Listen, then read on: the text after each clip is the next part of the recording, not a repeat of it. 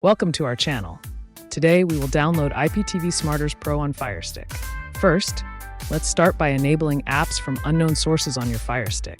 Navigate to Settings on your Firestick home screen, which is at the top left. Click on My Fire TV, which is usually located towards the bottom of the list. From here, select Developer Options, which helps in app installation processes. Find the Apps from Unknown Sources option and toggle it to enable it. Once we enable this option, return to the home screen for the next step. Now, let's search for the Downloader app. It's very crucial for our installation. Once you find it, download the Downloader app before we proceed further. After installation, open the Downloader app and enter the IPTV Smarters Pro URL.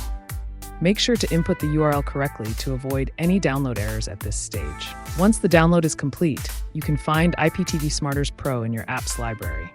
Open the app and log in with your IPTV provider credentials to enjoy streaming. Enjoy access to live TV, movies, and shows from the convenience of your Firestick. Before we conclude, let's take a moment to talk about our favorite IPTV provider. Check out www.2tv.store for the best IPTV services available right now. Thanks for watching. Don't forget to like and subscribe for more helpful guides.